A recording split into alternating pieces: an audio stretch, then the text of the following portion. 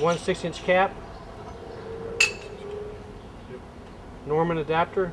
Moore firefighter Mark Carter has been on the force for 27 years. You could say he knows a thing or two about putting out fires. He also knows something about how to start them, at least if it's in his old-time coal forge. Mark practices the time-honored tradition of blacksmithing.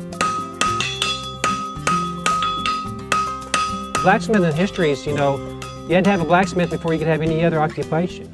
The blacksmith made the needles, the scissors for the seamstress. Everything had to be made by metal, so they're probably the oldest profession, well, second oldest profession there is. When he's not working at the fire department, you'll likely find Mark here, hammering away on hot metal in an effort to make a piece of art or a useful tool. And the old saying, strike with iron is hot, comes from blacksmithing. It's too cold, now how do you heat it back up? To heat it up, Mark uses a traditional coal forge, not unlike what blacksmiths were using at the time of Oklahoma statehood. I bought some really good coal from Virginia. We use propane a lot, but coal is actually more traditional and it burns hotter. Well, I've got an old coal forge that uses coal to heat the metal. Using an anvil and a hammer, and then I've got a few tools that are a little more modern, but propane forge. But we got different tools to punch holes and kind of like they did, 200 years ago. Mark's blacksmithing ties in with another talent that may also take you back in time a bit. As you can see, there's several different sizes of horseshoes.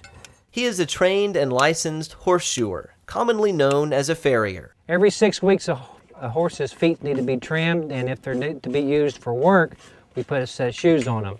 And that's what I did on my days off for my side job.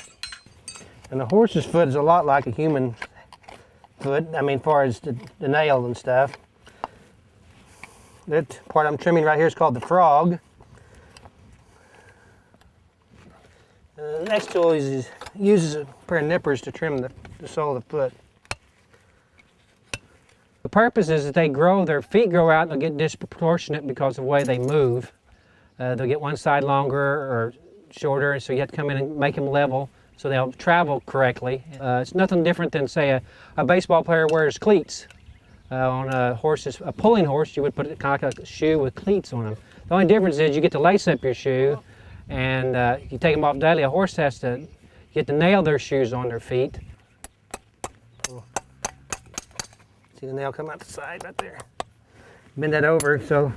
In the end, the horse's foot is filed down, polished up, and good for another 6 weeks.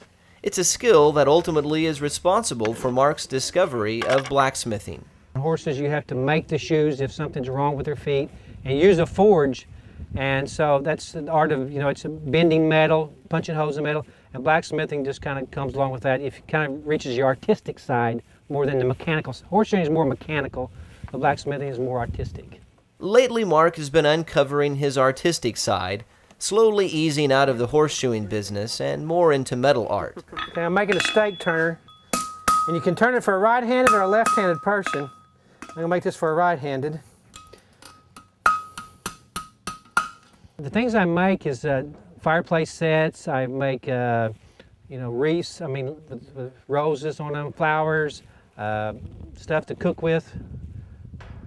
Just little kind of artsy things. I'm not a very good artist as far as drawing, but I enjoy making something that somebody else enjoys. Yeah, they usually ask how you do it, and you don't ever tell them. But no, they do ask you, and a lot of people think they call it a lost art, which it's not anymore. There's a lot of people doing it, but yeah, it's the concept of a piece of steel being so hard that you can make it bend is pretty exciting to some people.